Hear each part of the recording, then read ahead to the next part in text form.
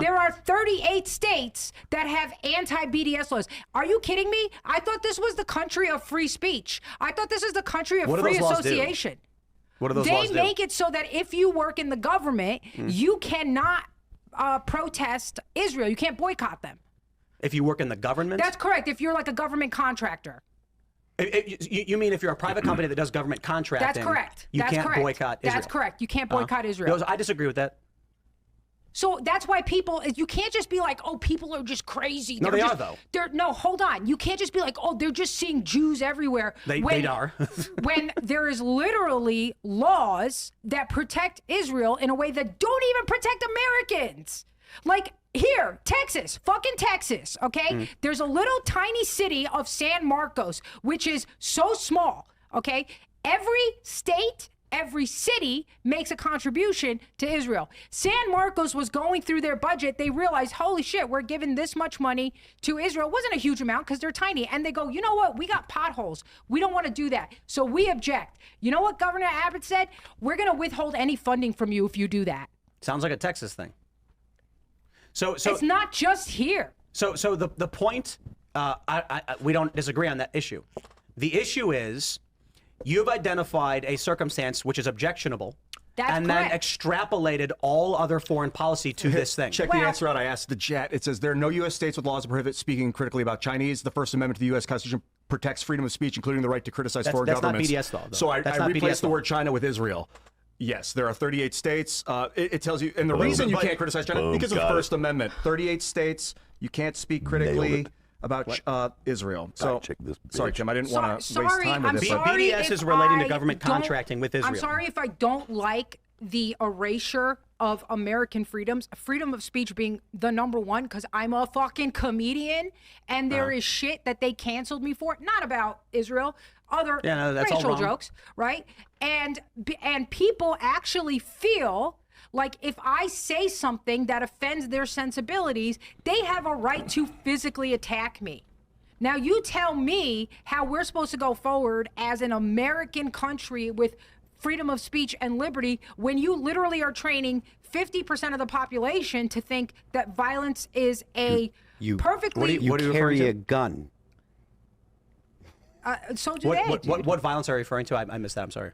Well, when people, I've made jokes that have pissed people off, and I've literally had people send me death threats, say they're coming to my show and they're going to kill me. Yeah, you're a lightweight. You're a fucking lightweight. I know you said that, but what I'm saying is, I think the Ukrainians control everything. So that's happening on an emotional, social level. But then our own government is actually passing laws to make your freedom of speech.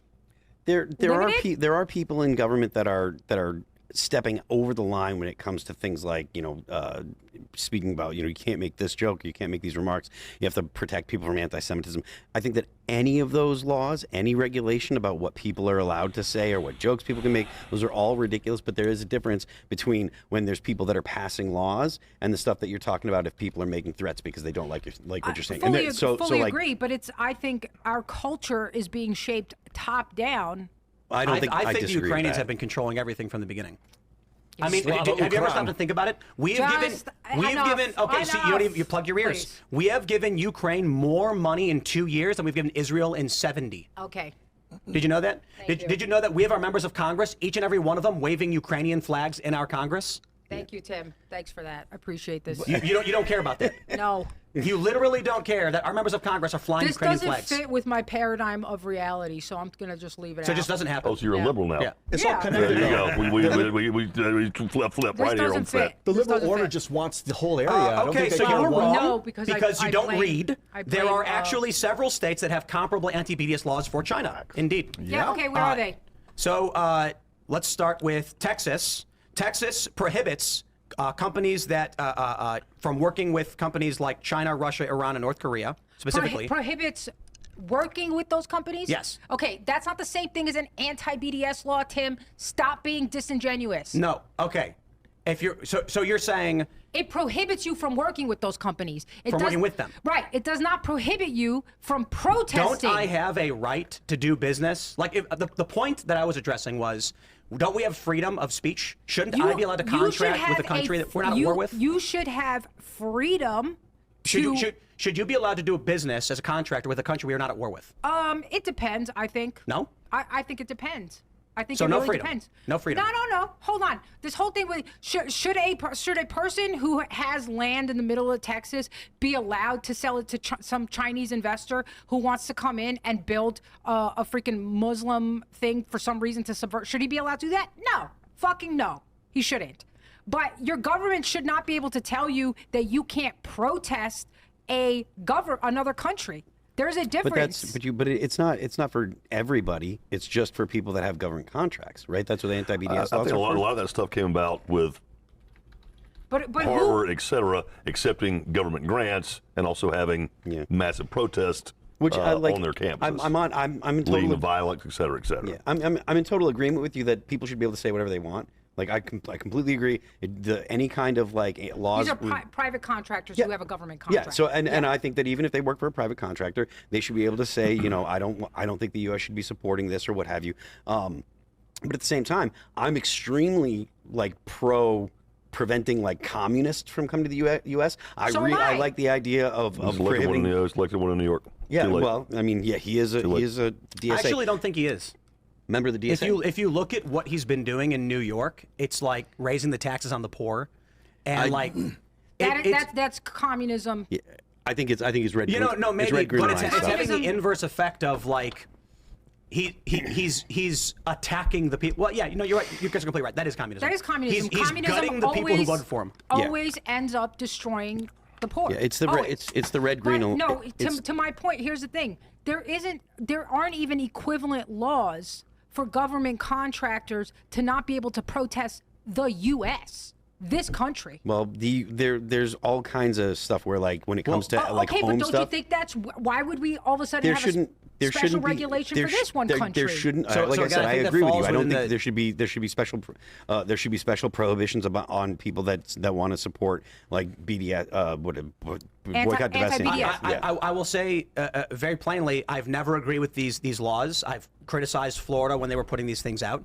But again, that still falls in the framework of the U.S. government is mandating U.S. people support their military operations. Yeah, and you've inverted it. Hold on. Because if that was true, then you would have similar laws for private contractors who have a government contract to not be able to protest. Yeah, there's no big movements at universities to boycott Ukraine. And there are. But this is also about. So they don't need that. Okay. And when it comes to government, it is honest to say that when it comes to government employees, there are different rules to have contractors. And now, again, I don't think that Israel should be singled out to be protected, but it's the only country. They don't even have it for this own country, for our own fucking country. I keep hearing about how the biggest podcasts in the world right now are those that are critical of Israel. Yeah. And the people that Trump has been criticizing, these prominent podcasters, all have some of the top spots. And they're all very critical of Israel. Some of them discuss what they call Greater Israel and Jewish supremacy. What we call Greater Israel? Why haven't the Jews, considering they control all media, why are they allowing that to happen? It's a great question. And, you know, it has a lot to do with numbers. You know, there are fewer Jews in the world than there are people who live in Beijing, China. It's only 15 million Jews. Wow. Yeah. There's 1.2 billion Muslims in the world.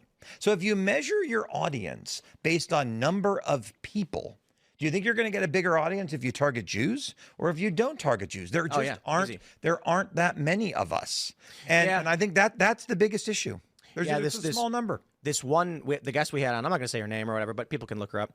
She said that I was evil for protecting an evil group of people that were controlling everything. And I'm just sitting here being like, we do a really bad job if we're trying to control everything. I mean, it's really come on. bad. You only just got Paramount?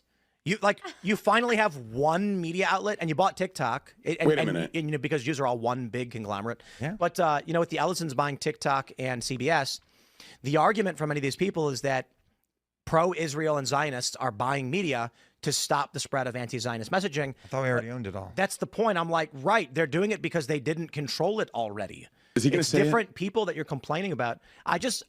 Guys, special interest exists. Conspiracies are all over the place.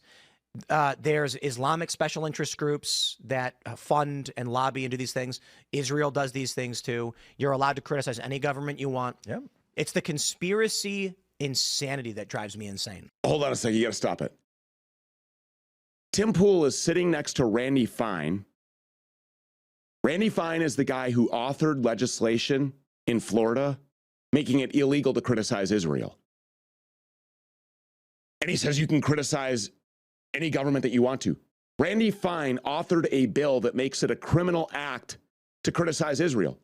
Ron DeSantis, the governor of Florida, flew to Israel, and on Israeli soil, he signed that anti-free speech legislation authored by Randy Fine while Benjamin Netanyahu looked over his shoulder to make sure that the job was done. And Tim Pool is trying to gaslight his audience and say, you can criticize any country, you can criticize any government that you want to. He's just a liar.